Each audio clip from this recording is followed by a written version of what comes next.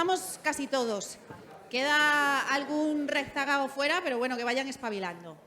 Ahora sí, afrontamos la recta final de Simbióticos, diálogos de creatividades, atraca final, esa conversación privada o no tan privada que van a tener Luis Cuesta Roca y Toni Segarra Alegre.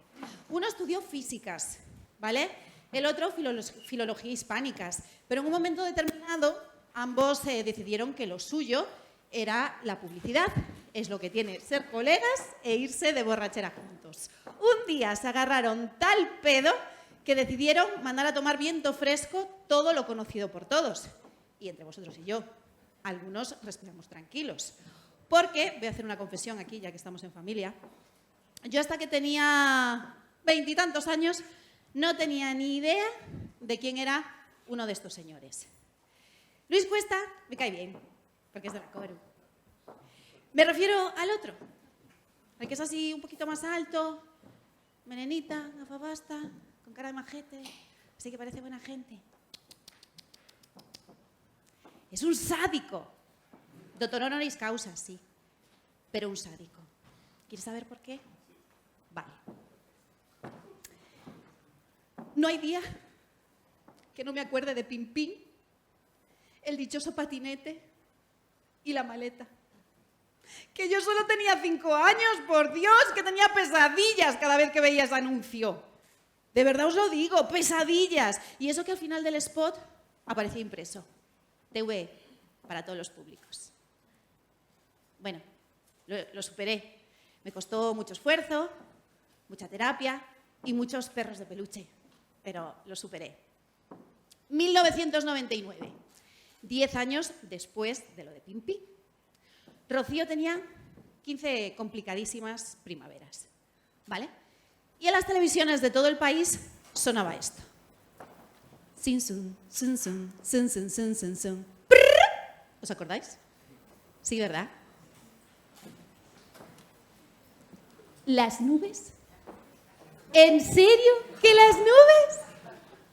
Yo de verdad es que no le deseo el mal ajeno a nadie, pero te mereces la pregunta en todas y cada una de las entrevistas que te hacen. Y eso te ha pasado, ¿verdad? Bueno, macho, es lo que hay. Año 2001. 2 años después de lo de las nubes. Hola, tú no me conoces, pero soy tu menstruación. Pero yo, ¿qué te he hecho, alma cándida? ¿Qué te he hecho yo? A ver, mismo año, 2001, porque este señor debía estar aburrido, ¿vale? Yo, 18 años, ¿vale? Recién cumplidos. ¿Te gusta conducir? 12 veces suspendí el carnet de conducir, 12 veces, y para cuando lo probé lo único que tenía en el garaje era el GS Palace del 76 de mi abuelo. Claro, tú no podías hacer el anuncio de Peugeot de Marc van der Loo en Bolingas. ¿Os acordáis, no? No, tenías que devolver a la vida a Bruce Lee y amor encima vestido. Pero bueno, yo todo eso lo he superado. Creo. ¿A ti qué te parece? ¿Que no? Bueno, pues yo cuando me han dicho de presentar esto y me dijeron que venías tú, dije, vaya marrón. Pero dije, bueno, es el momento ideal para cerrar página y limar asperezas. ¿Vale? ¿Te parece que hacemos ahí un approach? ¿Sí? Vale. Bueno, pues voy con mi amigo Luis Cuesta. Como ya os dije antes, es de la Coru. Y licenciado en Ciencias Físicas, aunque ha dedicado casi toda su vida profesional al mundo de la comunicación. Desde su incorporación al mundo publicitario ha trabajado siempre en el área de estrategia. Empezó en la agencia multinacional del Vico Bates como consejero delegado. Fue director del Festival El Sol, fundador y presidente de la agencia de publicidad SCPF, desde el 96 hasta 2017, cuando decide darme una alegría junto a su socio Toni Segarra y fundar la consultoría de comunicación Alegre y Roca. Una exploración en la búsqueda de nuevos escenarios de trabajo y colaboraciones para seguir construyendo relaciones entre las marcas y sus audiencias. Mi casi amigo, Toni Segarra, se licenció en Filología Hispánica porque iba para escritor, pero el grafismo le atrapó desde alguna revista alemana y comenzó junto con su hermano en eso de la publicidad a los 25 años. Primero fueron solo textos y después la dirección creativa.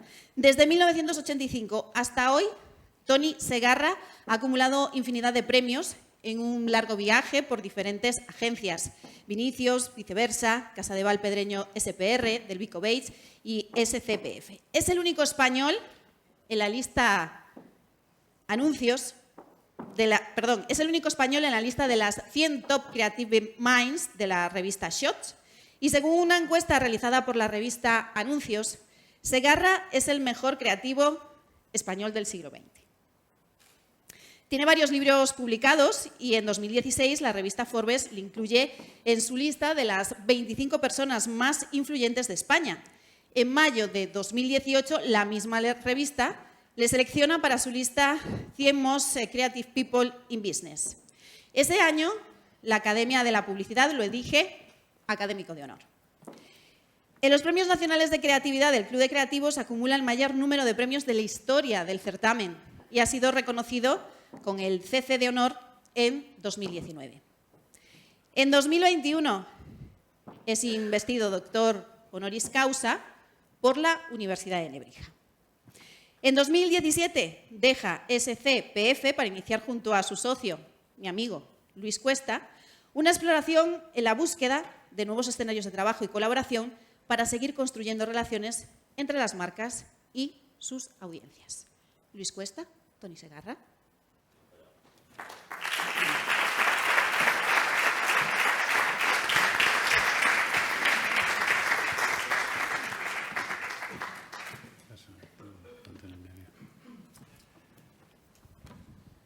Lo siento.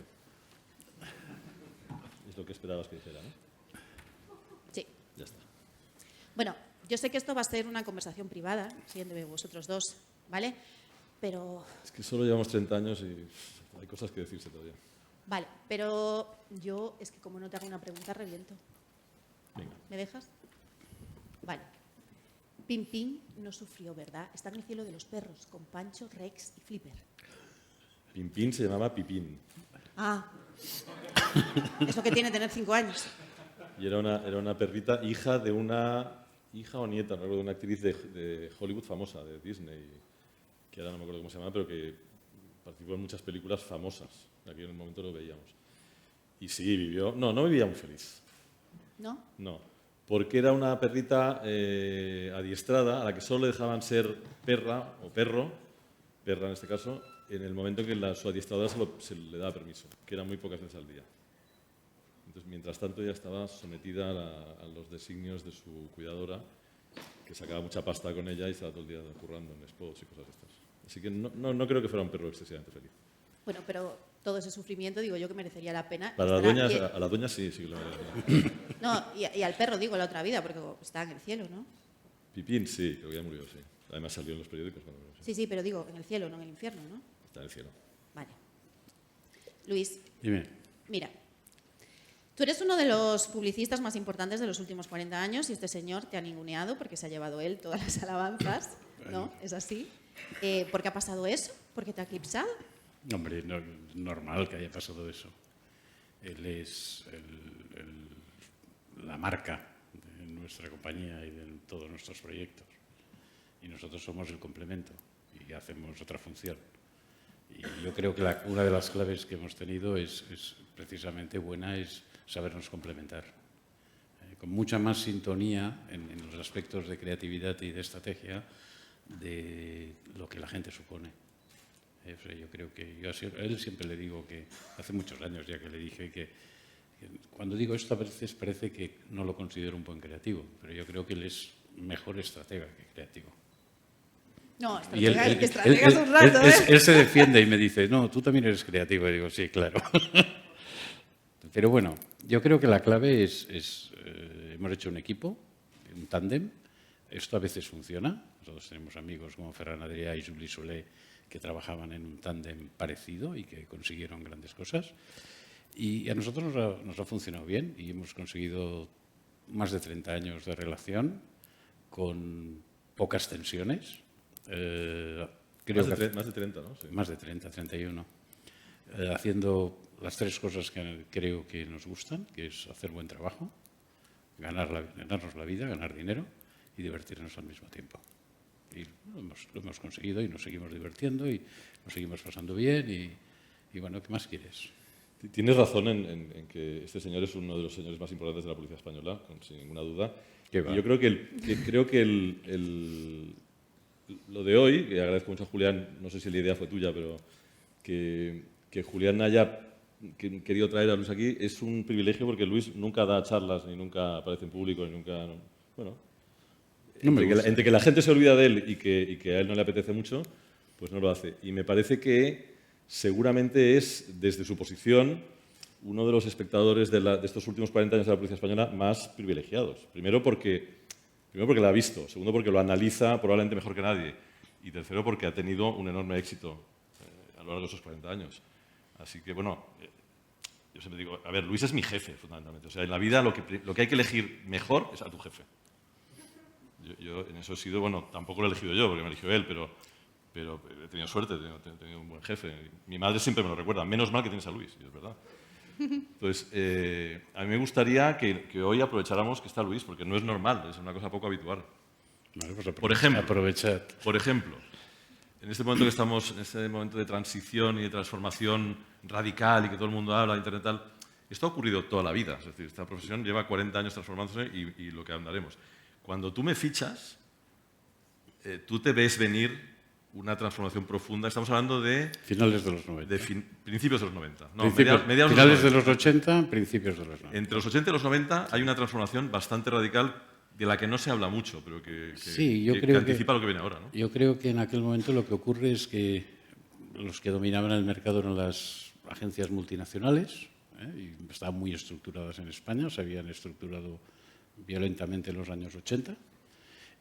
Había compañías muy gordas y, bueno, un poco lo que intuí en aquel momento es que iba a despertar la creatividad, que iba a tener mucho más valor para las marcas y que las marcas no iban a pensar tanto en el marketing, iban a pensar más no en el qué iban a decir, sino en el cómo lo iban a decir. Bueno, un poco sí que lo intuí. Yo la verdad es que lo intuí, yo iba a Cannes o a Venecia en aquella época y bueno, veía a la gente que subía a buscar los Leones de Oro y decía, coño, yo un día quiero subir aquí.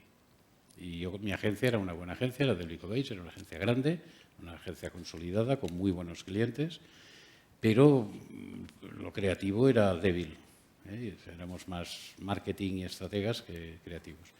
Entonces decidí, tenía un director creativo que era poco creativo y le dije, oye, me tienes que presentar a quien tú consideres que es el mejor creativo de España, pero no me traigas a ninguno de los consagrados, no me traigas a Lorente, ni a Bassat, ni a Casadevall, ni a ninguno de estos, porque no querrán venir y no me entenderé con ellos. Y que a mí me interesa alguien joven que esté empezando, que tenga mucho talento y que creas que puede ser accesible. Y nos fuimos a una comida al Azulete, que aún recuerdo perfectamente, en la que no sabía cómo planteárselo y le dije, mira, yo lo único que te puedo plantear es lo que yo pienso y hacia dónde yo quiero ir. No tengo ni puñetera idea de cómo hacerlo, pero lo que sí que sé es que para hacer una agencia creativa necesito muchos y muy buenos creativos. Me dijo que no, porque en aquel momento él estaba a punto de entrar con Casadevall Pedreño. Sí. Bueno, me dolió, pero estuve en el impasse y más o menos 9 meses o un año después nos encontramos en un concierto de Sting con nuestras mujeres y nos tocó, seguramente nos invitó una productora o alguna cosa de estas. Estábamos en una fila y él está en la fila delante y nos preguntamos, o le pregunté, le dije, ¿qué? ¿Cómo te va? Y me dice, pues no muy bien. ¿Sigue en pie la oferta? Y dije, hombre, pues sí, pues mañana te vengo a ver. Y hasta hoy. Y bueno, sintonías naturales, visiones. Sí que hubo ese momentum que tuvo la publicidad, yo lo he vivido 3 o 4 veces y la primera, pues es tal como lo explicaba. Luego hemos tenido, justo antes de la crisis, en el 2000, nosotros nos vendimos la compañía y cobramos en el 2005 y la crisis vino en 2007, 2008. Y tuvimos suerte, porque fuimos una de las agencias que vendió antes de la crisis. Yo creo que eso también lo vimos, nadie lo veía. Nosotros sí que veíamos que la cosa se iba a poner fea y supimos salir. Y últimamente, en el 2011, hace ya 11 años, volvimos a ver que la cosa se pondría otra vez complicada, que el mundo, las agencias ya no eran lo que nos imaginábamos y que iba a haber un cambio violento. También es cierto que aquí había un cambio tecnológico, que era la parte digital, que movía todo, pero bueno, había otras cosas más profundas. Y estuvimos a punto de salir de SCPF en el 2011, pero a punto, para hacer algo parecido a lo que hemos hecho ahora, quizá un poquito más estructurado como organización, pero las cosas no cuajaron y no salimos. Y tuvimos que estar aguantando pues más o menos mal hasta el 2017, que ya dijimos hasta aquí. Y este es un error que hemos cometido. O sea, por lo menos yo lo interpreto viéndolo con la perspectiva. Debimos haber salido en el 2011. O sea, hemos salido demasiado tarde. Necesitamos un poquito más de posición para arrancar. Y bueno, los 5 años últimos pues, hemos pasado bien y lo pasamos bien, pero la visión la teníamos.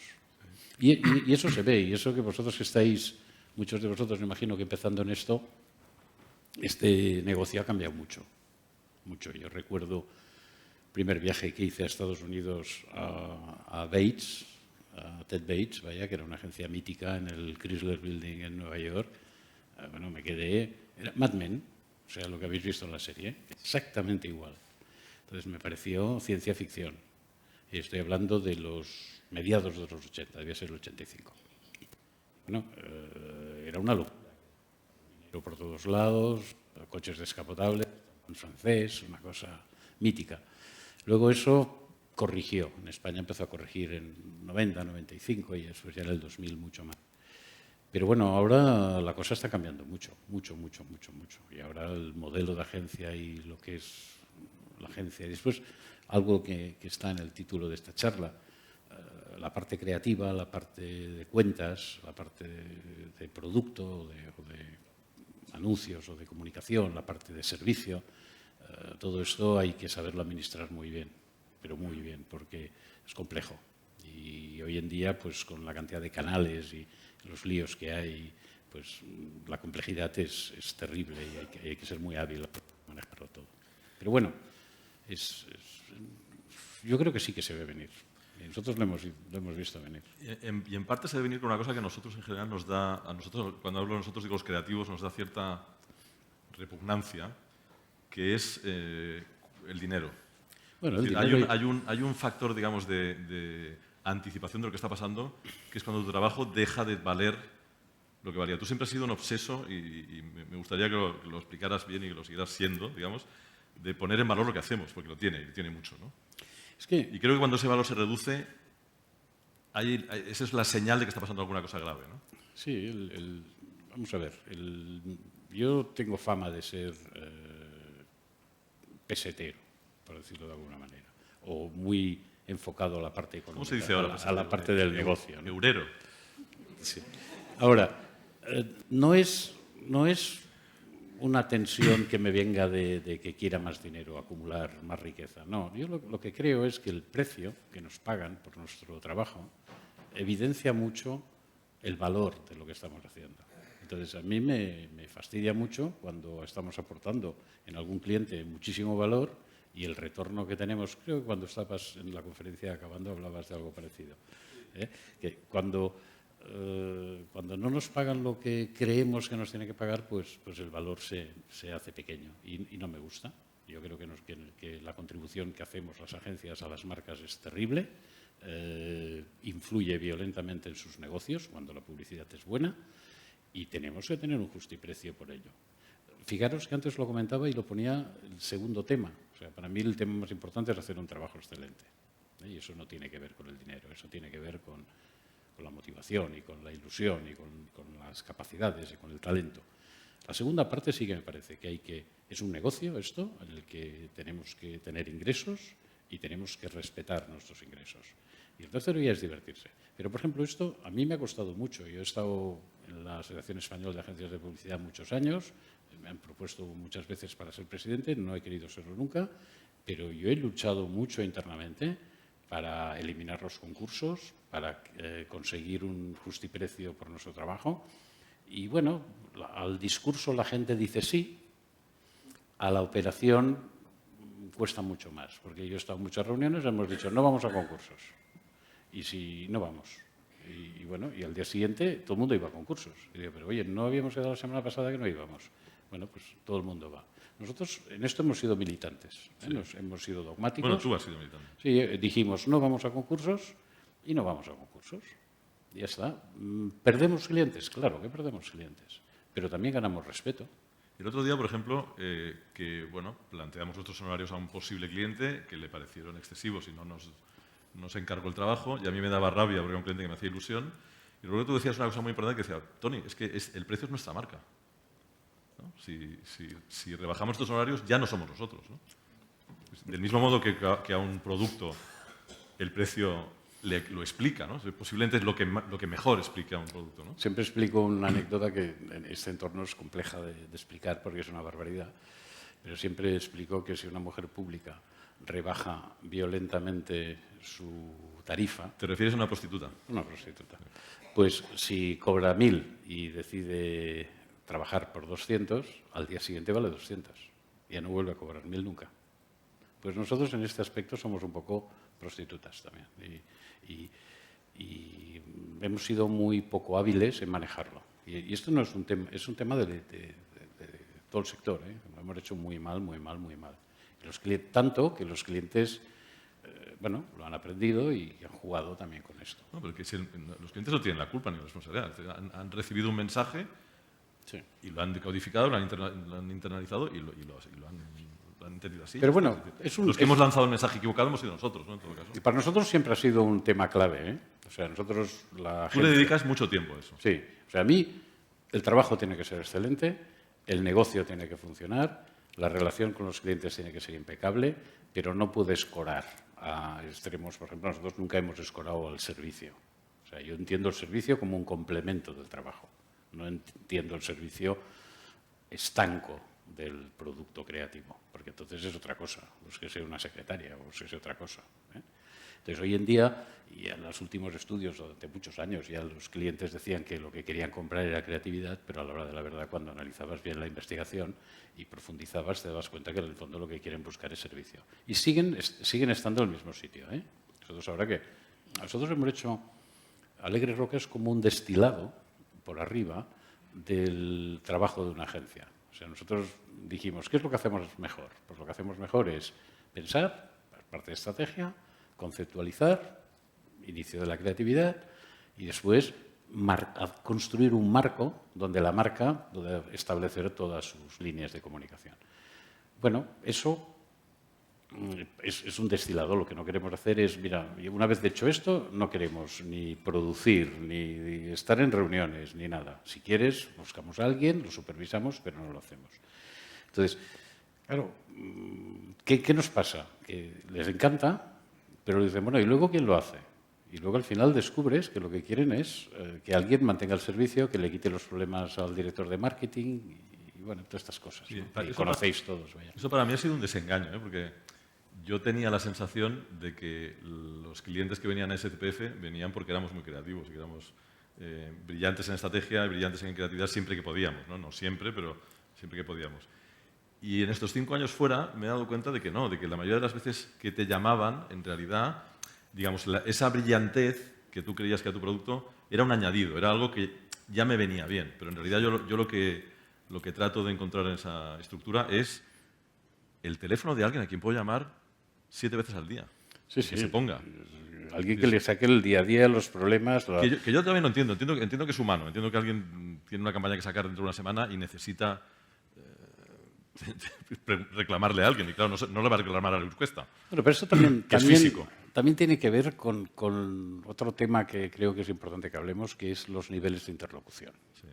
O sea, si nos vamos a la publicidad, un poquito a la historia de la publicidad americana de los años 60, pues posguerra, los dueños de las marcas, los propietarios de las compañías, que en aquella época eran al mismo tiempo dueños de las marcas, hablaban de tú a tú con los directores y con los presidentes de las agencias y con los creativos, porque los directores y los presidentes muchas veces estaban entroncados.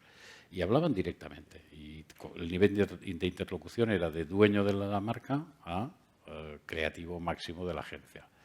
Eso, poco a poco, en los años 80, años 90, se fue distorsionando y, bueno, entró la figura del director de marketing. El director de marketing en los años 80 y 90 tiene mucho peso y lo hace, y hay grandes directores de marketing. Nosotros hemos tenido, por ejemplo, el de BMW, era un caso extraordinario, era un tío que aportaba y que nos ayudó muchísimo y que entendía perfectamente todo. Pero bueno, luego esto a partir del 2000 se distorsiona. Entonces el director de marketing pues ya no tiene el talento, ni el poder, ni las capacidades que tenía antes. No creo que sea dando un tema de talento, como efectivamente de que el marketing deja de ser importante en las compañías. Y las compañías entra al mundo financiero más violentamente y bueno, pues el director de marketing pasa a otro plano, más complejo, y empieza a sufrir y a tener miedos. Y entonces, bueno, cuando el nivel de interlocución no es el correcto, a nosotros nos perjudica mucho. Además, deja de tener la importancia que tenía justamente cuando su trabajo es más relevante y más complejo. Sí. ¿No? Porque se enfrenta a la fragmentación de las audiencias y, por tanto, a una complejidad y una dificultad enorme de su proceso. Entonces, ahí debería haber más inversión en marketing, más equipo en marketing y más relevancia dentro de la compañía de marketing. En cambio, ha ocurrido justamente lo contrario, ¿no? Bueno, menos dinero, menos equipo y menos relevancia. Pasa un poquito lo mismo que en las agencias, ¿eh? Sí. O sea, en las agencias pasa un poco lo mismo. Empiezan a entrar gente en cuentas pues, para dar servicio que, bueno, pues no tienen la experiencia ni las capacidades y entonces, bueno, pues esos niveles de interlocución pues bajan de calidad y el resultado es peor. Pero bueno, es lo que va ocurriendo. No ocurre en un día, ocurre en una generación, pero lo ves y lo notas. Entonces, para nosotros el nivel de interlocución ha sido crítico. O sea, bueno, y lo vivimos aún ahora. O sea, nosotros hablamos con CEOs de compañías del IBEX de primer nivel y hablamos de tú a tú, decimos lo que pensamos, lo entienden todo y les gusta. En cambio, cuando bajas un par de escalones, pues todos son problemas. Lo cierto es que nosotros en la última etapa, son dificultades. En la última etapa de la agencia perdimos una capacidad fundamental que es la de decir que no. Claro. Pero nosotros vivimos una etapa, para que entendáis un poco el proceso que intento explicar. La última etapa nuestra de la agencia, a partir del año 2005, las agencias se convirtieron tenían un gran peso a dos bandas. Por un lado, querían apostar por la creatividad, que era lo que les diferenciaba y de alguna manera les servía para vender, pero por otro lado estaban súper controladas financieramente. Y todo estaba enfocado a los resultados financieros. La mayoría de ellas cotizaban en bolsa y entonces pues, todo se orientaba hacia lo financiero. Hasta el punto que cambiabas la manera de pensar. O sea, yo me volvía loco porque gustándome los números y estando volcado a la parte económica, me parecía aberrante que sacrificáramos el producto y que sacrificáramos la manera de hacer por un resultado financiero que tampoco nos llevaba a ningún lado. Pero esto fue así. Y un poco la crisis que hoy están viviendo las agencias viene de ese entorno tan financiero. Estoy hablando, por ejemplo, de WPP, que en la época de Martin Sorrell, que era un monstruo financieramente, era una barbaridad. Y bueno, esto ha condicionado mucho. Entonces, bueno, pues esto ocurre en las agencias. Fijaros que estoy hablando de un tema que es internacional, de bolsa, complejo, muy financiero y al mismo tiempo pues con vuestra manera de verlo, que es mucho más creativa, mucho más local, mucho más tus clientes, los procesos que tienes, pues este encaje, este matching no es fácil y nosotros lo hemos vivido y nos ha perjudicado mucho. Nosotros dejamos de ser SCPF a partir del 2007, 2008. O sea, en realidad nosotros SCPF auténtica nos duró 10 años, 12 años, del 96 al 2008. A partir del 2008 ya éramos esclavos de la cuenta de resultados. Eso tiene que ver con lo que decías antes, ¿no? Lo difícil que es tomar las decisiones cuando las tienes que tomar, ¿no? ¿Cuántos años estuvimos de más en la agencia porque estábamos cómodos, porque trabajábamos con gente de la que éramos amigos, porque las cosas no iban mal, porque los clientes nos seguían llamando? Es decir, ¿cuántas veces te acomodas por razones equivocadas, ¿no? Y después porque también ocurre una cosa, cuando construyes una agencia que construimos de la nada, de una comida en Sitges 4, y la conviertes en una agencia importante y brillante y con unos resultados estupendos y que te compra una multinacional gorda, claro, llega un momento en que también tienes un equipo enorme de gente. Nosotros hubo un momento que fuimos 250 personas. Y claro, dejar a esa gente para salir de la agencia y montárnoslo, tampoco lo podíamos hacer. O sea, lo que hemos hecho luego en el 17, porque la coyuntura lo permitió, antes no lo podíamos hacer. No podíamos dejar a la gente que había empezado con nosotros y que tantos años llevaba con nosotros, no me gusta la palabra, pero tirada o abandonada o sola, ¿no? Y eso también nos costaba, sí. Porque yo creo que en la cabeza teníamos más claro irnos, luego en el corazón nos costaba mucho más. Pero es lógico. Sí. Oye, y volviendo a vuestra relación de pareja, yo no sé quién le ha tenido que parar más los pies a quién. Poco, nos los hemos parado Pararnos los poco. pies. Poco. Yo creo que Entre vosotros, ¿eh? Entre No sé nosotros si yo creo Tony que a Luis, Luis a Tony. la palabra clave es el respeto y una cierta estanqueidad que es un subproducto del respeto. O sea, yo opino sobre las campañas, igual que él puede opinar sobre decisiones de gestión o sobre conceptos o sobre estrategias, pero hay mucho respeto. Yo creo que hay respeto, sintonía y, bueno, una voluntad de sumar y de complementar, una intención siempre de complementar y de intentar avanzar hacia algún sitio. Y yo lo he vivido, ¿eh? O sea, yo sé que a veces que Tony ha hecho gestos que yo he notado que no estaba absolutamente de acuerdo, pero él tenía que mover en aquella dirección. Y ha habido campañas, que él sabe perfectamente, que a mí no me acababan de convencer y que, bueno, que he cerrado los ojos y he dicho, pues mira, que Dios sea. Y ha habido de todo, buenas y malas, ¿eh? Es que 30 años son muchos años. Yo no sé si, claro, si siempre os habéis llevado bien, o sea, tú estás hablando ahora desde el respeto, estamos públicamente, pero esto es una conversación privada. Pero somos nunca en la vida le has dicho, ¡a la mierda! No. ¿No? No. ¿Tú tampoco? No. Hombre, broncas hemos tenido, no muchas, ¿eh? No, discusiones hemos tenido, broncas de este calibre no. Y, por ejemplo, somos amigos y no somos amigos. Sí. Porque Yo siempre digo que somos socios, sí, que es una pero cosa distinta. tenemos una relación de amistad, pero el fin de semana yo no voy a su casa, ni él viene a la mía, ni mis amigos van con sus amigos. No, o sea, tenemos buena relación, pero cada uno muy estancos. Después nos vemos con las mujeres y con tal, y todo perfecto, y hay buena sintonía. Pero no hemos encajado más de lo necesario, o sea, de ese complemento. Yo entiendo que debe ser... Claro, a mí cuando me preguntan amigos que me llaman, creativos que me llaman y me dicen, me quiero montar por mi cuenta, estoy harto de la agencia, me quiero ir tal, ¿qué tengo que hacer? Yo lo primero que les digo es, tienes un cuesta, claro, porque tienes alguien que te va a poner en valor, que te va a administrar la compañía, que te va a parar cuando te pongas a hacer el idiota. Claro, eso no es fácil, eso es verdad. Yo entiendo que, bueno, no sé por qué ocurrió. También creo que tiene que ver, como las relaciones de amistad o como los matrimonios o como lo que sea, ese respeto tiene que ver con trabajárselo, ¿no? Decir, oye, pues no estoy de acuerdo con esto, pero como el que sabe de esto es él, y me fío, y me he fiado hasta ahora, pues adelante. Y uno exige lo mismo de su lado. Y como siempre ha sido así, y siempre ha funcionado bien, yo de hecho creo que hemos tenido mucha gente en la agencia que no lo ha entendido. Bueno, mucha gente que no lo ha entendido. Bueno, mucha gente además que lo ha verbalizado. Sobre todo tú, porque claro, yo muchas veces me has comentado gente de la agencia que dice, no entiendo, que le comentaban a él, dice, no entiendo cómo lo aguantas o cómo no lo mandas a hacer carreras. Bueno, pues yo creo que hay que estar más cerca, ¿eh? O sea, en cambio sí que hay mucha gente que sí que ha entendido siempre la sintonía y de un lado o de otro pues ha encajado perfectamente en el equipo. Es yo creo que es muy vital y muy humano esto, o sea, y muy normal, ¿eh? También discusiones violentas no hemos tenido nunca. Hemos tenido puntos de vista diferentes y una cierta vehemencia en las defensas, porque el carácter está, ¿eh? Nos reímos bastante y nos chillamos bastante. Sí. Ayer en el coche. Sí. Ayer veníamos trabajando en el coche. Claro, pero ahí veníamos trabajando, o sea, estábamos discutiendo sobre un concepto para una marca gorda. Y entonces, bueno, ellos él y nuestros socios tenían un punto de vista, yo tenía otro, y yo emito el mío.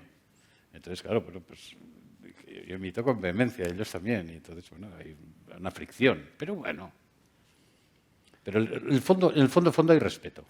Si no, Sí. esto no dura 32 años, ¿eh? Sí, y te lo curras, hay que currárselo. Bueno, volviendo al tema de que vosotros habéis vivido... ¿A tu adolescencia? No. No, Ya se ahí no, acabó. eso ya lo hemos dejado. No me piques que estamos limando asperezas. Vale. Volviendo a que vosotros habéis pasado por muchos cambios, este sector ha cambiado mucho, yo creo que ahora mismo estamos también en una época de cambio que todos estamos haciendo un poco lo que todo el mundo está haciendo, pero que no sabemos muy bien qué es lo que va a pasar. ¿Vosotros a dónde creéis que vamos? A ver, ni idea. Luego soltaré la vía. Porque antes erais visionarios, pero ahora, claro, con todo lo que estamos viviendo es ni muy idea, complicado. ni idea, y el que diga que lo sabe, yo sé a dónde vamos nosotros y a dónde me gustaría que fuese la profesión. Y tiene que ver con lo que ha contado Luis antes. Es decir, a mí me gustaría entender que en una época de mayor confusión, de mayor complejidad, de mayor posibilidad de fragmentación y de disgregación de las marcas por la cantidad de canales, por la cantidad de audiencias, por la cantidad de líos y por la cantidad de creatividad interna que hay hoy en las compañías, que es una cosa tremenda de la que habría que hablar, hoy creo que lo que hacemos nosotros, que es crear rumbos estratégicos y crear conceptos de marcas y dirigirlos y supervisarlos, es más importante que nunca. Entonces, yo quiero creer en eso. Ahora, también habrá quien te dirá que no, que vamos a una matematización de la publicidad, a los mathmen versus los madmen, y que esto va de algoritmos, y entonces, bueno, pues en ese mundo yo no tengo mucho que hacer. Por lo tanto, yo prefiero creer que yo tengo la razón, pero a lo mejor no la tengo. Entonces, en cualquier caso, me voy a dedicar a intentar tenerla y a ver hasta cuándo me dura. Bueno, yo creo que estamos en un gran cambio, con una tensión tecnológica terrible. Y si tuviera que contestar muy bestia, yo creo que vamos a una dictadura.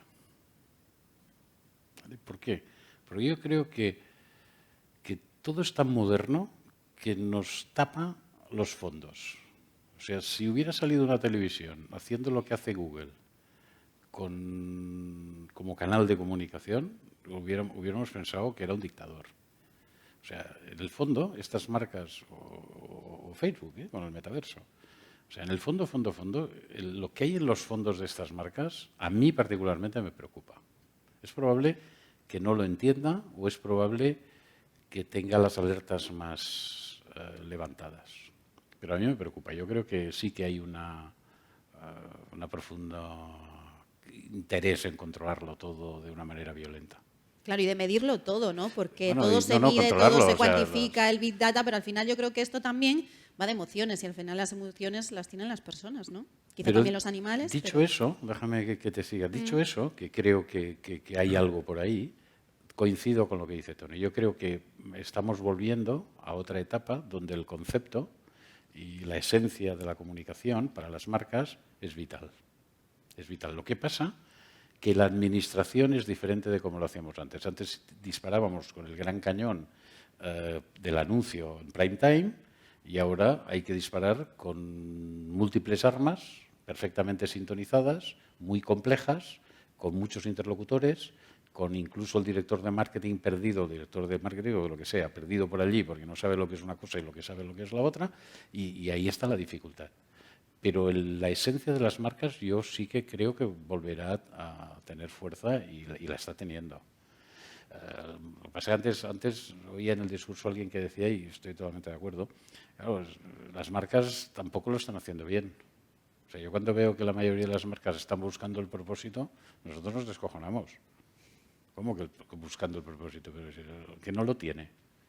No, pues tiene un problema. ¿Cómo has llegado hasta aquí? Claro, tiene un problema. Entonces, estas cosas, hay modas, y son modas, ¿no? O sea, en un momento determinado, te hablábamos, ¿no? De la planificación estratégica en las agencias entró como una moda importante y cogió un peso específico muy importante. En cambio, nosotros jamás se introdujo, lo intentamos, intentamos poner las piezas, pero no nos salía. ¿Por qué? Porque esa función pues ya la íbamos desarrollando pues a medias, por un lado y por otro, lo hacíamos de otra manera. Pues ahora me parece que estamos también en este momento. Gran control de los medios, no nos damos cuenta, Y dos, esencialización a través del concepto. Va a ser, si las marcas que lo hagan bien, van a diferenciarse violentamente también. Los creativos viejos No desaparecen. hemos aclarado nada, ¿no? Yo creo que no, pero bueno. Ese concepto no lo entiendo. Creativo viejo, ¿qué quiere decir? No me has dejado terminar. Los creativos viejos, o de segunda juventud, o como lo queráis llamar, De la tercera edad. Los creativos venga, de la- vale, de la tercera edad, desaparecen por viejos o por poco creativos. No, en el caso de los creativos, por falta de fuerza física. La creatividad es un trabajo muy demandante de fuerza, de energía. Te cansa, te agota. Entonces yo sí que creo que es un trabajo de jóvenes en ese sentido. Es un poco como los futbolistas, es decir, yo creo que hay un momento en que uno ya, con los futbolistas de 36, 37 años, se ponen en el centro del campo, ya no corren, ya si les pasa una pelota por el lado no van a buscarla, pero hay un momento que ven claro que el pase es para por allí, o que el ritmo hay que mantener es otro, o que hay que bajar las pulsaciones, o que hay que hacer lo que sea. Entonces, me parece que tiene que ver con eso. Es decir, un delantero tiene que pegarse un sprint de 100 metros y a determinado momento que ya no puedes. Yo en parte estoy de En los acuerdo. creativos, ¿eh? Yo en parte estoy de acuerdo, pero yo creo que detrás de eso hay otra cosa. Yo creo que el creativo tira la toalla cuando pierde la ilusión. Y no solo el creativo, todos los humanos. Entonces, a mí me parece que esta profesión permite que el creativo pueda ser muy maduro. ¿Por qué lo permite? Porque nosotros nos estamos viendo, nosotros somos muy mayores. Yo seguro que soy el mayor de esta sala, pero de largo. Entonces, ¿qué ocurre? Que si tienes ilusión, tienes ganas y sigues disfrutando, la edad no es un inconveniente. El inconveniente es cuando te das cuenta de que te estás matando y que no sirve para nada y que no consigues nada y que ya no pegas y que ya no consigues. Esto es jodido. Entonces tienes que tirar la toalla y apartarte. Pero a mí nosotros nos funcionan dos cosas muy curiosas y eso también os puede interesar. A nosotros nos funciona la experiencia, es un driver fundamental de nuestro trabajo y muy valorado por los clientes, y nos funciona mucho la intuición. Nosotros somos ¿Qué tiene que ver? sí, pero terriblemente intuitivos. O sea, nosotros si un problema de comunicación nos dura más de 2 días. Es que no tiene He solución. dicho 2 días, podía haber dicho 2 horas. Nos empieza a preocupar. Resolverlo todo no, pero tenerlo claro y tener el camino y el foco, sí. Y eso lo consigues por experiencia y por intuición. Dices, a ver, ¿qué pasa? Esto, vale, pum, pum, por aquí, para allá. Y ahí tenemos habilidades. Experiencia quiere decir que te has equivocado muchas veces. Sí. Y ya cuando ves un problema dices, mira, esto es aquello que nos pasó con tal, entonces no habría que hacer aquello que hicimos, porque lo hicimos mal, hay que hacer esto. Pero hay que ser, otra cosa que tiene que ver con eso es que, lo decíais antes en la charla en el documental, ¿no? Hay que ser un poquito agresivo, un poquito violento en el planteamiento, hay que ser un poquito osado, en las cosas hay que ir un poquito más allá. Muchas veces, por lo menos nosotros lo hemos visto, la gente está un poquito con el freno de mano echado. Y es cierto que cuando aplicas osadía, pues hay más riesgo, pero también hay más oportunidades de conseguir cosas y llegar más allá. Entonces, yo recomiendo que la gente se lance y vayan para arriba y apuesten y fuercen las situaciones.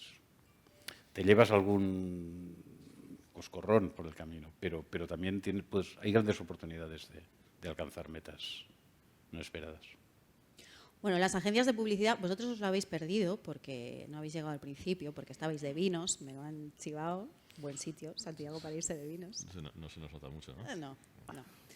Pero claro, en las agencias siempre hay como una guerra interna, ¿no?, entre departamentos. ¿Qué es más importante, un cuentas o un director de arte o un director creativo? ¿Qué opináis? Hombre, yo lo tengo clarísimo. En una agencia, indiscutiblemente, el aspecto creativo. El otro, excepto que la persona de cuentas ejerza con solidez su rol y aporte estratégicamente. Si la persona de cuentas, aparte de gestionar la cuenta, es un trabajo más, digamos, administrativo o de gestión, aportan estratégicamente, pues se produce la dupla con el creativo. Pero esto últimamente se nota poco.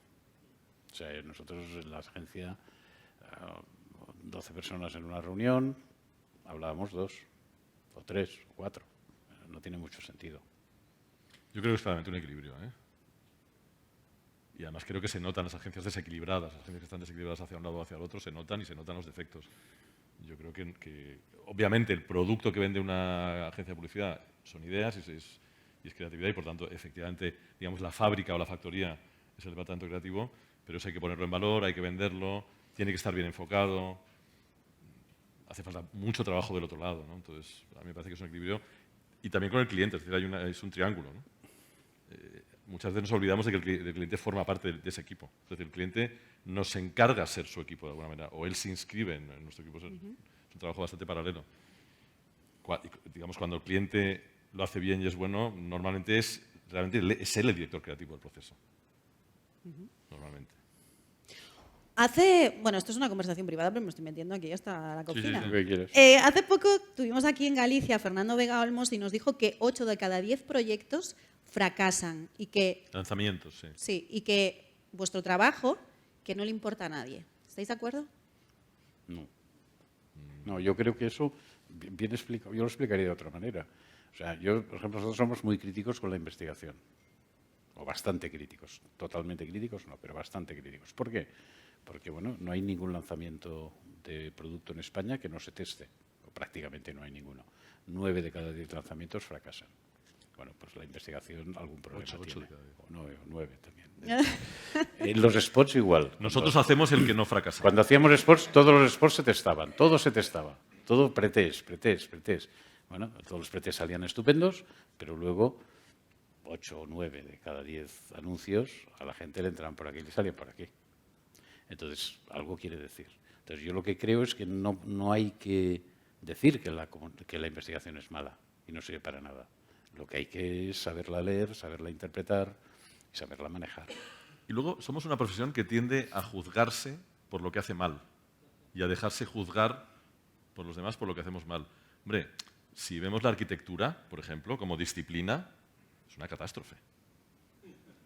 El diseño, o sea, vayamos a un supermercado, el diseño gráfico, el diseño de packaging, es una catástrofe. Sí, en general, las disciplinas, bueno, pues un 80% está mal. Que un 20% esté bien y lo haga bien, pues ya me parece mucho. No está mal, es un buen rato, es una buena proporción. Y hay que probar también. Eso lo que demuestra de algún modo es que no es fácil convencer a los consumidores. Eso que nos dicen siempre, nos acusan a la publicidad de no, es que creáis falsas necesidades y manipuláis a la gente. Ya me gustaría. Seríamos trillonarios. Claro, nos sale mal, ¿no? Nos sale. Sí, pero bueno, es normal equivocarse, es normal que el 80% no salga bien. Bueno, es lo normal en casi cualquier disciplina de la política. ¿No? Miremos la política, miremos cualquier disciplina. La mayoría de lo que aparece de cualquier disciplina es malo, pues como es normal. No, y decías antes hacia dónde va todo. Fíjate, por ejemplo, ahora está muy de moda el data, ¿no? Los datos. ¿Vale? También es interesante, es muy interesante tener los datos. Ahora, si todas las marcas trabajan más o menos con los mismos datos, porque entiendo que las fuentes más o menos son las mismas. Porque si no, quiere decir es el dictador, ¿no? Exacto. Pues al final, ¿qué ocurrirá? Que todas las marcas tomarán decisiones en la misma dirección. Entonces, por ahí la necesidad de esencializar y ser diferente en algo. Y no lo seremos con los datos. O sea, los datos nos ayudarán y funcionan, y irán muy bien. Pero igual nos homogeneizan demasiado. Entonces ahí es donde se producirá la distorsión. Habrá que verlo. Pero bueno, ahora la gente se vuelve loca. Data. Bueno, venga. Y hay mucha moda, ¿eh? Y mucha gente que habla de cosas que no tiene absolutamente ni idea. Y es que lo hemos vivido constantemente. Publicistas. ¿Eh? De ellos mismos. Sí. Pero bueno. Mujer y creatividad. Tarán. Tarán. Claro, porque es que aquí Yo creo que bueno, aquí está bastante repartido, pero hay muchas mujeres, ¿no? Y siempre es ¿por qué no están las mujeres tanto como estáis los hombres? Porque al final, claro, en eventos, en entrevistas, en aparición en medios, ¿no? A la mujer le pasa en todo, pero en la creatividad también. Es toda una Macedonia de corbatas. Sí. Bueno, Yo el otro día, hace 3 o 4 años, en un cliente nuevo, que hicimos una reunión con el Dirección General, el Departamento de Marketing y tal, y se juntó, digo, vamos a reunirnos todos y nos contáis un poco lo que habéis pensado y tal. Bueno, fuimos a la reunión y habían, no sé, 15 o 20 personas del departamento. Directora general, una mujer, una chica, directora de marketing, una chica. O sea, de las 20 personas, 18 eran chicas. Y yo fui a la directora de marketing y dije, qué guay, cuántas mujeres. Y se mira la reunión y dice, no me había dado cuenta. Ella no se había dado cuenta. Y de pronto pensé, claro, si es que pasa esto, es que no nos damos cuenta. Es que yo ficho tíos porque a mí me parece lo normal. Y no es normal. Pero a mí me parece lo normal. Y ella ficha tías porque le parece lo normal. Entonces, al final piensas, bueno, pues tendría que haber más tías mandando, porque así ficharan más tías, ¿no? Porque de una manera natural, ¿no? Pero al final, yo no creo que haya una vocación. Yo soy padre de 3 hijas y me dan una caña que no os puedo. Más pequeña tiene 21. El otro día, por ejemplo, en San Jordi, le compro una rosa y me mete la bronca. Ah, yo una rosa y los chicos libros, ¿no? Y pensé, pues es verdad. Tiene toda la razón. O sea, que me están dando hostias todo el día. Pero es cierto que hay un hábito, hay un establecimiento cultural de siglos que hace que hagamos cosas de una manera determinada y que efectivamente hay que forzar lo contrario.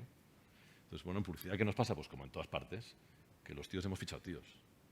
pero hay muchas mujeres. Nosotros, por ejemplo, tenía la obligación de fichar mujeres porque, obviamente, en EVAX, o sea, ¿a quién se le ocurre lo de que hay que huelen las nubes? A mí no.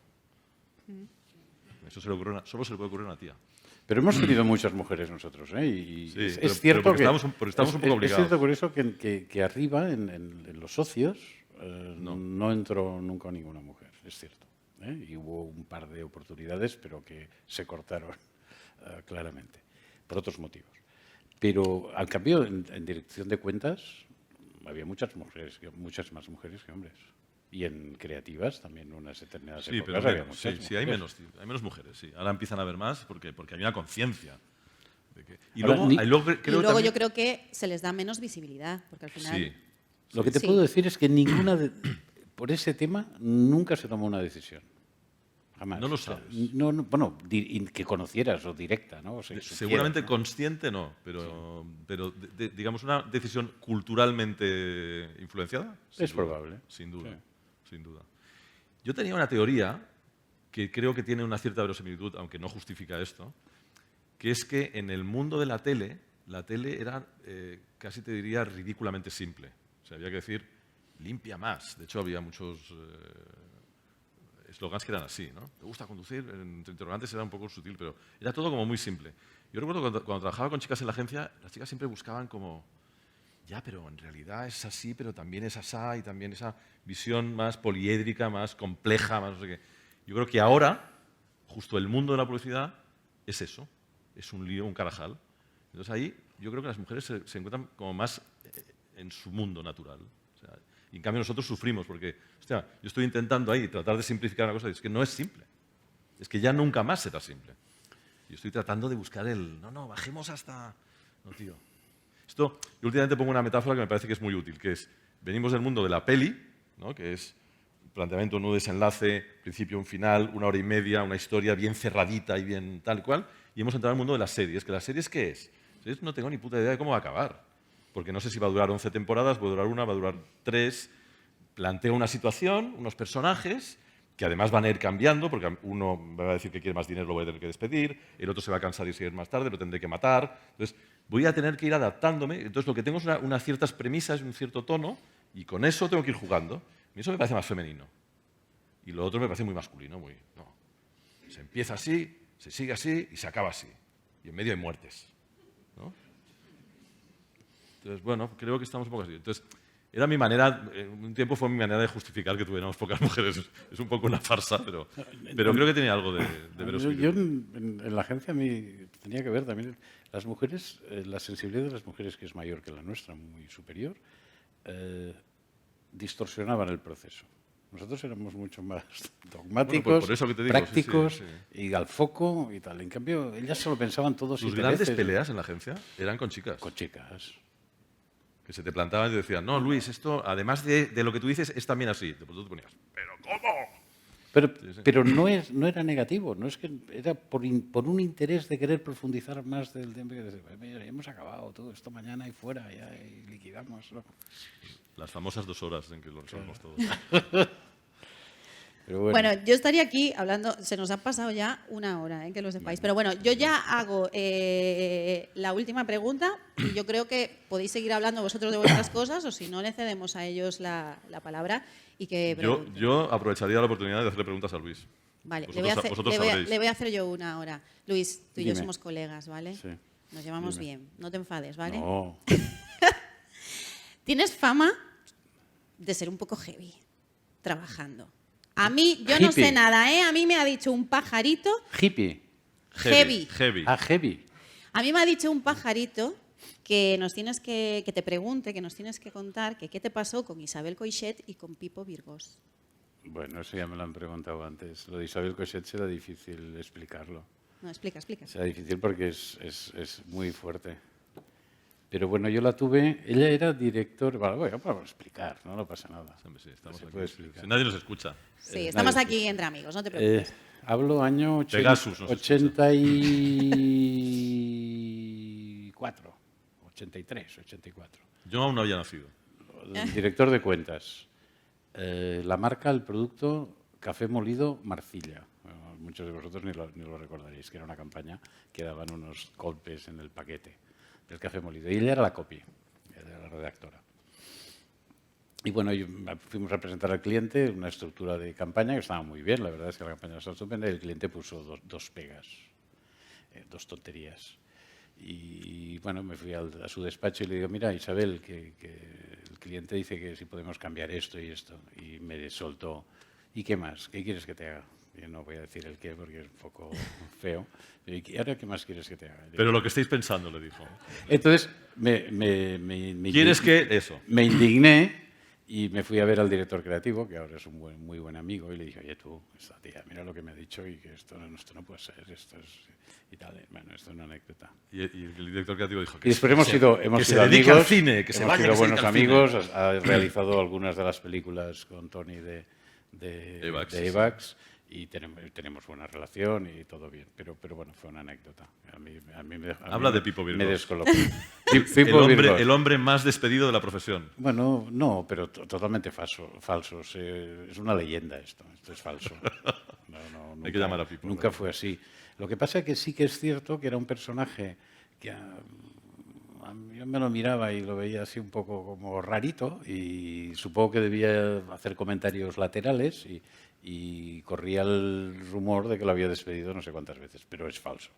Y he tenido siempre muy buena relación con él, mucho respeto y le tengo cariño y Yo creo que sí, yo creo que es mutuo. Pero sí que había la leyenda. Pero también era un subproducto de que habíamos trabajado con su hermana mayor. Sí, claro. Y su hermano mayor, que esta no se acuerdan, bueno, no lo saben ellos, se reía mucho de mí. Me hacía bromas. Me imitaba. Sí. Entonces me imitaba en un gesto en el que yo me ponía de pie en aquella época, sus pantalones debían ser un poco más anchos, y a mí me gustaba, llevábamos monedas, y a mí me gustaba mover las monedas en el bolsillo. Y él se ponía a imitarme, y siempre me hacía la broma. Y a mí, bueno, no es que me pareciera ni bien ni mal, pero bueno, siempre me hacía... Pero más bien mal. Entonces, coño, cuando vino el hermano pequeño dije, bueno... Tirando pero a mal. Y sí, Pipo Virgos es el hermano de Jorge Virgos, el hermano listo, como el propio Jorge dice, es el hermano pequeño, pero en realidad es el hermano mayor. Y hoy es el director creativo ejecutivo de Wunderman y un crack. Claro, Pero sí, fue despedido varias veces porque traían al perro. El hermano le imitaba. Montaban fiestas ilegales en la compañía. No sé si, bueno, pero me hacían jugadas entonces, estas. entonces Luis, medio en broma, medio en serio, decía, estáis todos despedidos. Y entonces les miraba a ellos. No, pero por ejemplo, se a mí no sentían me despedidos. gustaba, había cosas que no me gustaba que hicieran, ¿eh? Había cosas que no me metía porque seguro que se hacían, pero no podía controlar cómo tomar determinados productos. Pero lo que sí que podía controlar es que no trajeran perros a las agencias. Y me ponía muy nervioso porque yo no era muy aficionado. Sobre todo perros que se cagaban en la puerta de tu despacho. Y me traían perros para tocarme las pelotas. Ya está. Entonces Queremos- salía indignado. Queremos También- ver una pelea Luis-Tony. Vamos a traer un perro. También os tengo que decir bueno, eso Tony los puede explicar mejor. Mi temperamento y mi carácter y mi manera de ser se fue modificando mucho con los años. Yo en los años, al principio era muy duro, muy exigente, pero era Sí. muy talibán, ¿eh? Hubo un momento que... Pero un día decidí que tenía que cambiar No, el pero ritmo. hubo un momento que decidiste hacerte presidente, de verdad, o sea, tú eras presidente desde el primer día. Sí, pero sí. dijiste, no, voy a ser presidente, o sea, Luis estaba en el lío de cada día, en los líos, Sí, tú estabas sí, en los sí. líos. Entonces, te molestaba que los líos, el trabajo de cada día funcionase mal o funcionase bien, y te pillabas peloteras.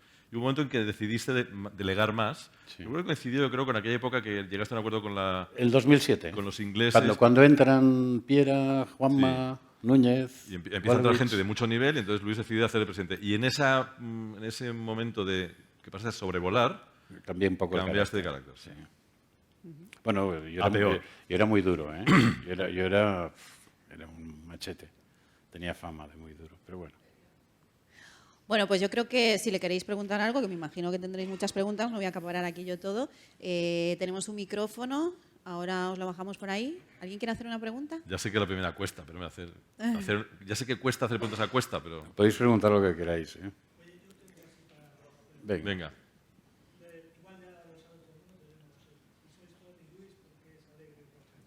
Bueno, alegre. Éramos Segarra Cuesta, Puig Fernández de Castro, teníamos que montar una compañía nueva. Me llama Luis desde el notario. Me dice, ¿tenemos un nombre para la compañía nueva? Y de pronto, en aquel momento yo pensé, vamos a ver, Segarra Cuesta no puede ser. Nosotros siempre hemos sido de, si damos la cara a nosotros, tendríamos que poner nuestros nombres. Y dijimos, pues coño, pues los de las madres, ¿no? Ya hemos gastado los de los padres, vamos a poner los apellidos de las madres. Y son los apellidos de nuestras madres. Alegre Roca. Que luego determinan el carácter, ¿eh? Sí, luego resulta que suena como a restaurante chino, ¿no? Como Alegre Roca. Y hace gracia. Pero fue una decisión así de... ¡Dame un nombre ya! Hostia. Bueno, las mamás contentas, las mujeres, es curioso, ¿eh? Porque este naming funciona extraordinariamente bien en señoras, cuando les explicas Hombre, claro, el claro. motivo. Es curiosísimo, pero bueno. Hola. Bueno, sois de una generación donde había 2 cadenas de televisión, 2 radios y, como decíais, el spot era el cañonero, ¿no? Entonces, ¿cómo es esa transición? En la Ese que soy yo. Luis es de cuando había Morse, ¿sabes? Eso de las películas de vaqueros. Yo que- Un canal y- Cuando yo era pequeño, en mi casa, yo vivía yo soy gallego, nací en Coruña, pero de casualidad. A los 9 meses me fui a vivir a un pueblecito en Gerona, que se llama Figueras. Y en mi casa no había televisión española. Pero no era mi casa, no era un problema nacionalista, no. Era un problema de que en el pueblo la mayoría de las televisiones tenían el modelo francés y trabajábamos con el repetidor francés y veíamos la tele francesa. Y por eso eres del Madrid. Claro, y entonces, pero no yo. En el colegio, todos los niños, pues el único equipo que veíamos en los años 60 en la tele era el Madrid. El Barça no existía en aquella época. Entonces, íbamos allí, veíamos la televisión francesa y aparecía el Madrid. Y todos nos hicimos del Madrid. Todos éramos del Madrid. Lo que pasa es que luego hubo unos años ya 80, 90, que unos cuantos decidieron cambiarse.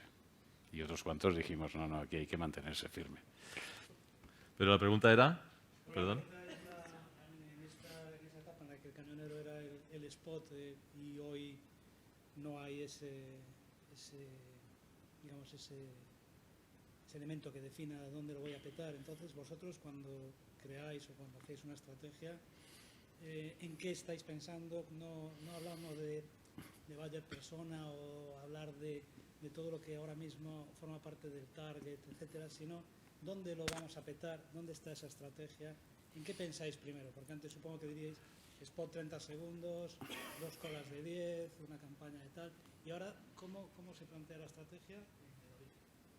Menos soporte, casi ni pensamos en el soporte. Nosotros en medios siempre hemos estado muy apartados, ¿eh? No porque no los consideremos importantes, que los consideramos muy importantes, sino porque durante muchos años los medios fueron unos excesivo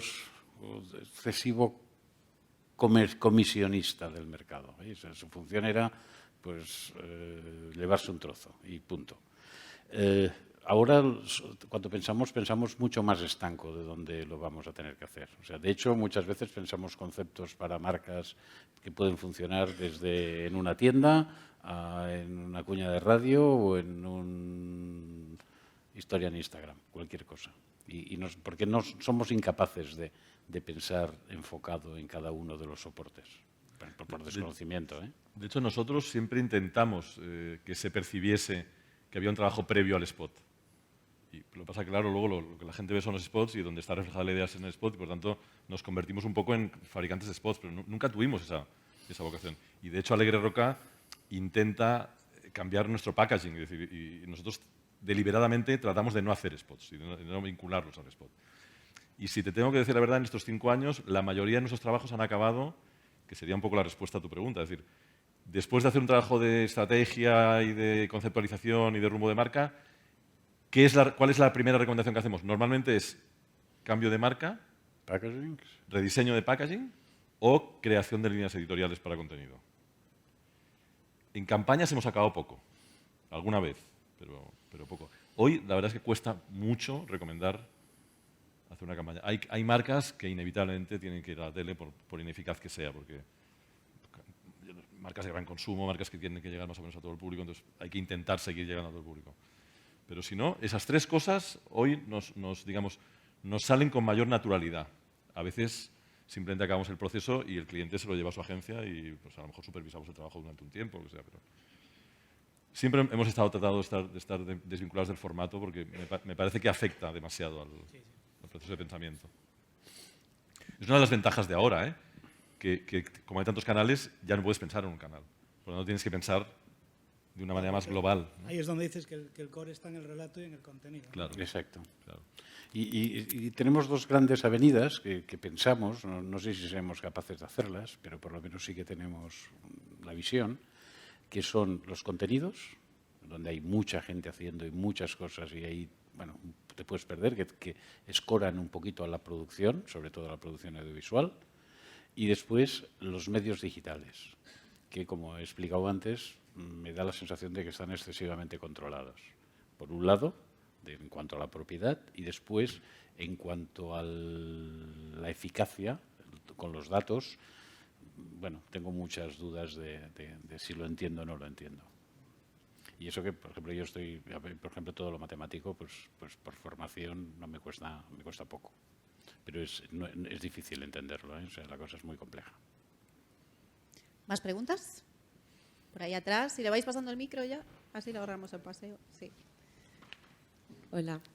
Bueno, yo quería preguntaros, no espero como una respuesta muy concreta, sino más bien como una reflexión sobre una mezcla de varios conceptos que habéis ido hablando, ¿no? Sobre todo esto que decíais del dato, ¿no? Que parece que se está adueñando del mundo de la creatividad y que, por lo menos en mi caso, hay muchos clientes que valoran mucho, parece como un proceso casi científico, ¿no? Casi como unas fases muy bien definidas y esa investigación tanto en el antes como el después. ¿Cómo defender nuestra intuición, ¿no? Y como esa como parte como más visceral en ese mundo que cada vez te exige más esa parte casi científica, ¿no? Y menos como casi, voy a decir, como libre, ¿no? ¿Cómo defender esa intuición? Aparte de la experiencia, ¿no? Como decíais. Mira, te voy a poner un ejemplo que nosotros, no directamente lo que dices, pero que va a ilustrarte. Nuestras presentaciones. Nosotros, como consultores, o sea, cuando escoramos a la consultoría, pues tenemos que comparar nuestras presentaciones pues con McKinsey, con Deloitte, con Accenture y con todos estos y ver un poco de qué palo van. Cuando vemos las presentaciones nos acojonamos. Primero, porque ellos tienen método o metodología, nosotros no tenemos ninguna.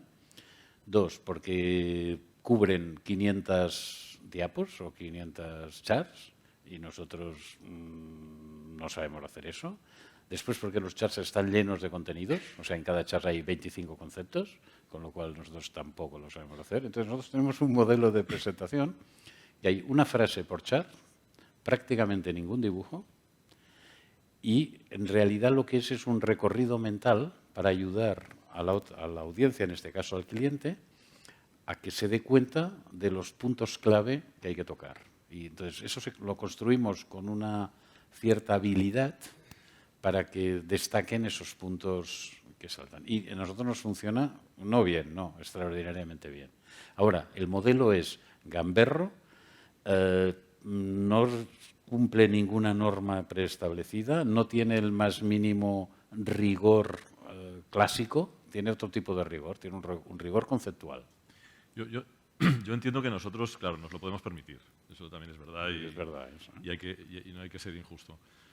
Pero nosotros hemos llegado incluso al extremo de reivindicar no tener ni idea de lo que el cliente es. Es decir, nosotros ahora, digamos, nuestro proceso empieza con una cosa que al final, de tantas veces que lo hemos dicho, se ha convertido en una marca para nosotros y para los clientes porque les hace gracia, que es que empezamos por una reflexión imprudente. ¿Qué quiere decir? Cuéntame el problema que tienes, no me des información, ya me buscaré yo la vida, iré a tu tienda, iré a lo que sea, buscaré un poco en Google, no mucho, y te voy a soltar lo que intuitivamente tengo la sensación que es lo que te pasa y cuál podría ser la solución.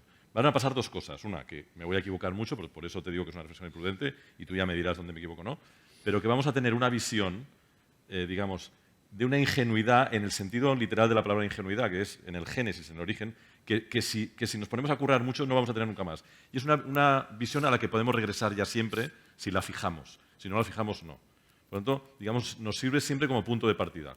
Luego contrastamos esa reflexión, nos damos cuenta en qué nos hemos equivocado y en qué no. Normalmente suele haber un 50% de acierto, un 50% de desacierto, pero el acierto suele ser bastante visceral y bastante afilado, porque lo hemos hecho desde la ignorancia, ¿no? Y entonces a partir de ahí vamos depurando y vamos destilando. Tampoco es que seamos unos... No. Parece que hacerlo mejor. Y luego, con respecto a lo primero, a mí me parece que vivimos un momento malo efectivamente para defender la intuición, porque, digamos, el data vuelve a dar la sensación de que podemos medir lo que no se puede medir, ¿no? Digamos, el gran debate de la publicidad, desde que la publicidad existe, es ese, es decir, cómo puedo darle el máximo carácter científico a algo que no lo es y cómo puedo asegurar al máximo, yo lo entiendo, el dinero, que es mucho que estoy poniendo en eso, y cómo puedo asegurar que un 50% de inversión en publicidad que voy a tirar a la basura no sea un 50%, o saber cuál es.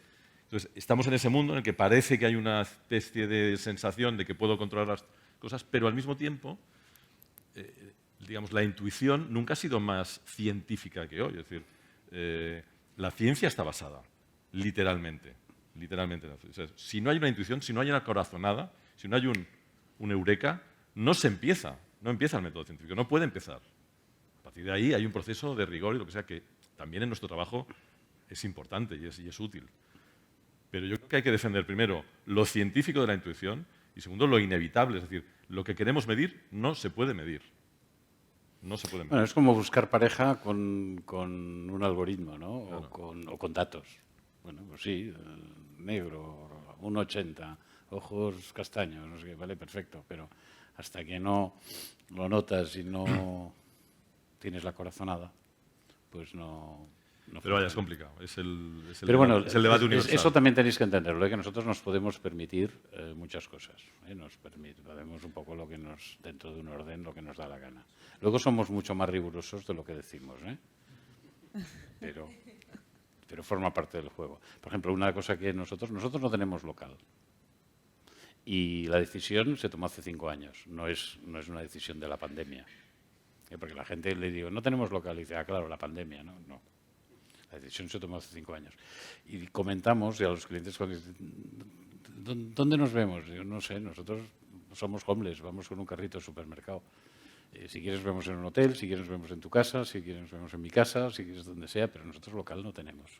Y es otra de las cosas de cambio, ¿no? Las agencias tenían en los años 80 y 90, luego ya un poco menos, pero en los 80 tenían unos palacetes y unas casaplonas y tal, porque en el fondo era una expresión de su poder y de su potencial y de sus capacidades. Hoy en día, pues esto ya no funciona así. Hoy en día las agencias son mucho más discretas. Lo eran todo. Tú tienes, mira, esto es interesante. Tú tienes una obsesión que siempre cuentas entre lo fijo y lo móvil, ¿no? Sí. Bueno, No sé, ahora me has descolocado. No, pero esta idea de los sueldos fijos, del trabajo fijo... Sí. ¿no? Bueno, y porque... esta dificultad que tenemos para darnos cuenta de que eso ya no es así. Bueno, yo una gran discusión que he tenido con el mundo creativo, en términos económicos, siempre me decía, bueno, es que este director creativo tiene que cobrar más. Y yo decía, perfecto, pero se lo vamos a poner en variable. O sea, ¿por qué tiene que cobrar más sueldo fijo? O sea, que haga más campañas, que tenga más éxitos, y vamos a hacerlo en variable. Y si realmente performa y es muy eficaz, porque hace muchas campañas y además son muy buenas, pues le iremos pagando un bono. Nunca querían. Entonces, mentalmente, los creativos eran súper liberales, súper avanzados y tal. Pero cuando les hacías un planteamiento de sacarlos del rigor del sueldo fijo y de la nómina y de lo que les quedaba, y neto cuánto es, bueno, decías, ¿pero esto qué es? O sea, el contraste era... ¿Vas a cobrar en bruto? No, en bruto no, en neto, en neto. Claro. Pero sí es cierto, es decir... Tenían una mentalidad mucho más moderna, mucho más avanzada, y luego, cuando llegaban al salario, se convertían en funcionarios. Pero no son los creativos. Yo creo que el mundo es... en general, el mundo es así. Tiende a pensar que es un absurdo. Que es verdad el trabajo fijo y que es verdad el salario fijo, cuando en realidad nunca lo ha sido. Te pueden despedir en cualquier momento, te pueden rebajar el sueldo, como lo vemos constantemente en cualquier momento. Y en cambio el mundo real es que no hay oficina, no hay, digamos, honorarios claros, no hay el freelancismo, ¿no? Y en ese mundo vivimos, y a ese mundo hay que acostumbrarse, ¿no? Y en ese mundo viven hoy las marcas.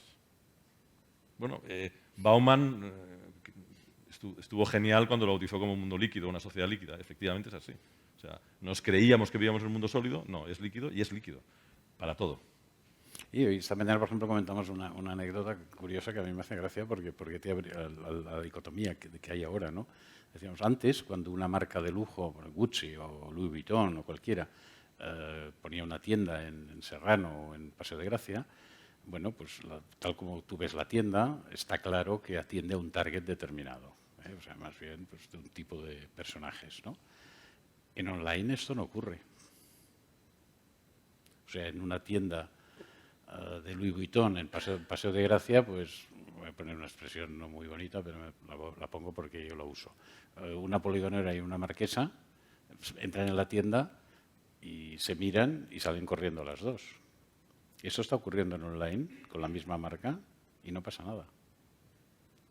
O sea, en online no, la tienda sí que separaba targets. Bueno, estaba construida para separar. Para eso, y era una expresión de la marca, pero en online no. O sea que hay muchos cambios muy profundos que aún no somos conscientes. Yo creo que estamos en un estadio primitivo aún de la tecnología que viene, ¿eh? O sea, creo que estamos empezando. No. Estamos ya fuerísima de hora. ¿Tenéis alguna pregunta más o cerramos aquí? Y ya seguimos dialogando, ¿no? Ahí hay un nombre. Sí, allá arriba hay dos más. Yo decía, bueno, hay otra, Era yo, de blanco del fondo. Vale. Dos preguntas. Hola.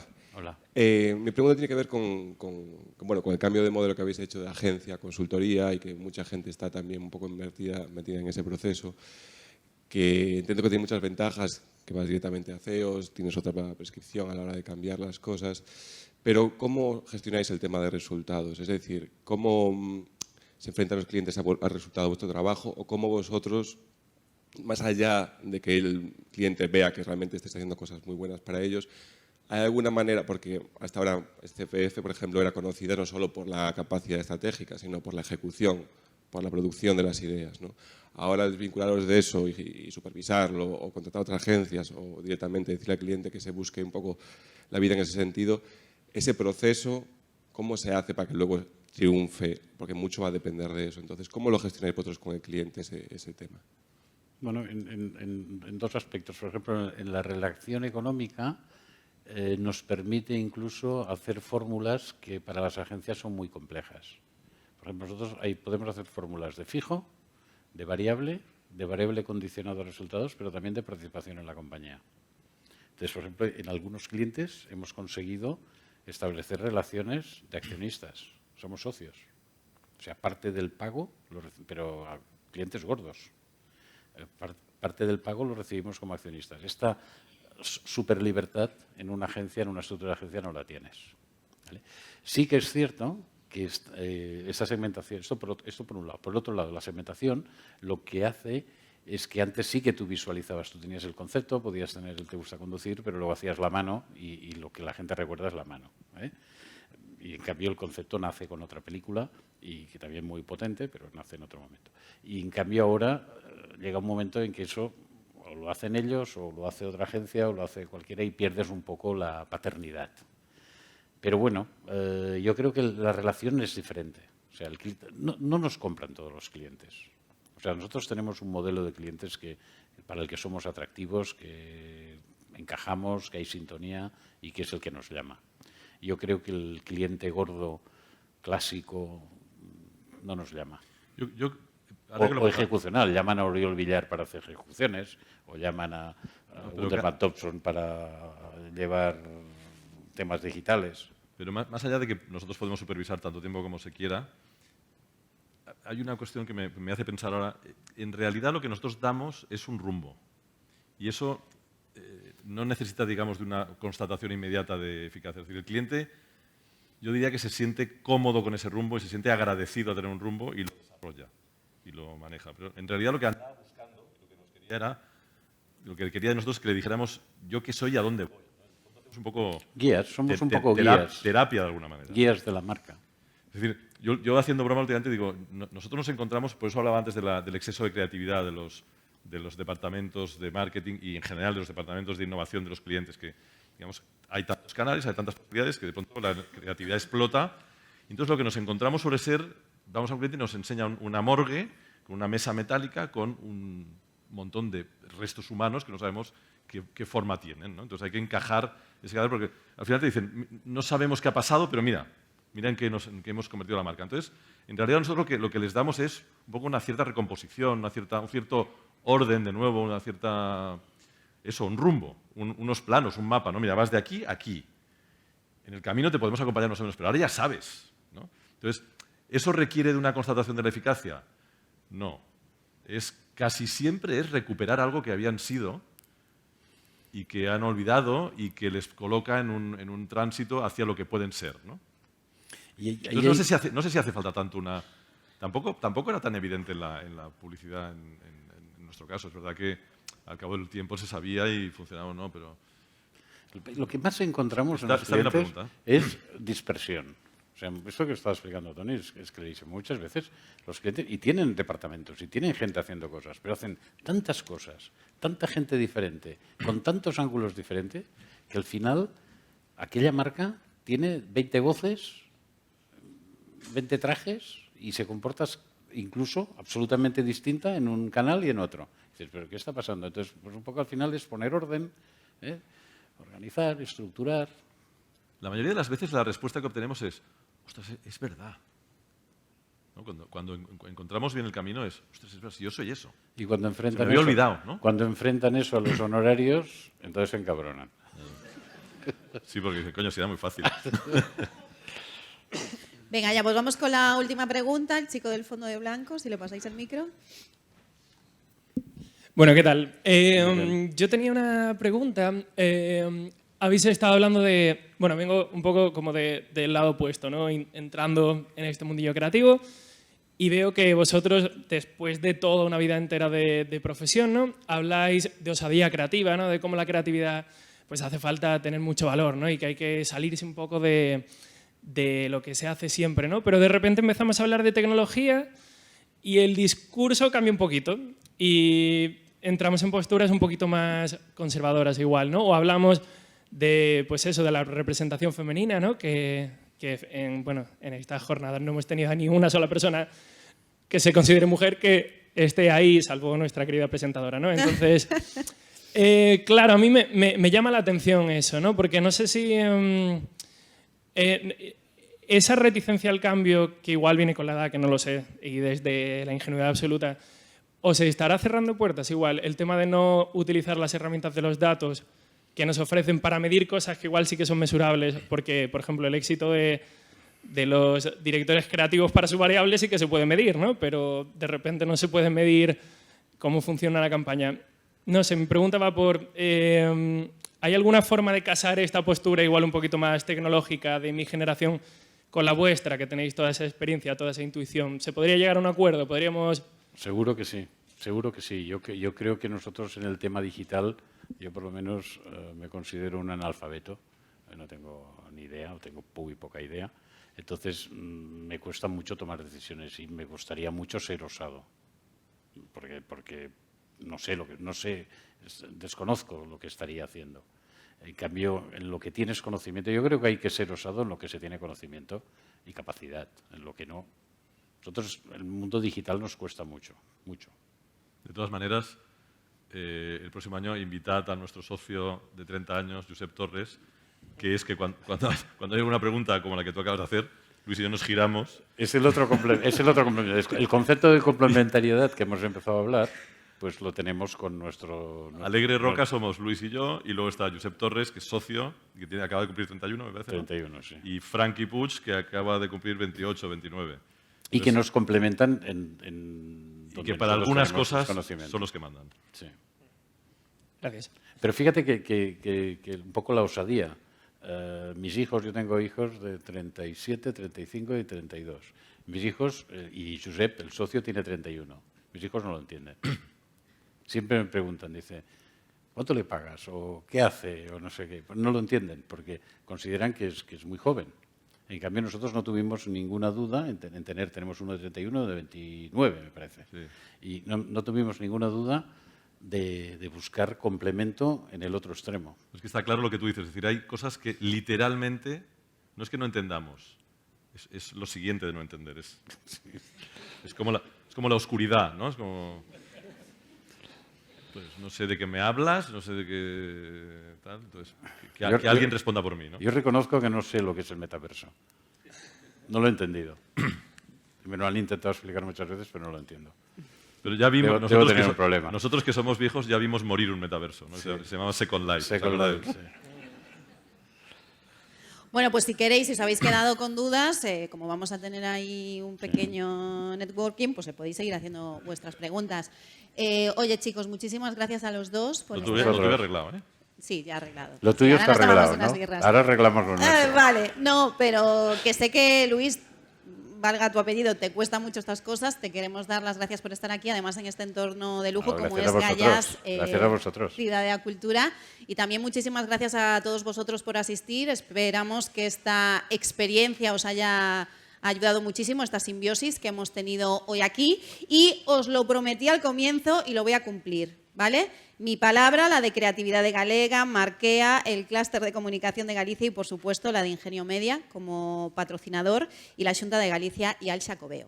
Hay birras, ¿vale? Gentileza de Estrella Galicia y vino, también hay vino, gracias a la denominación de Orixe Rías Baixas y Olga Alvariño. Y también, bueno, pues un pequeño picoteo para no salir de aquí muy piripis, ¿vale? Gentileza de Bonilla y Pastelería La Taona de A Coruña. Saúde, gracias y que aproveite.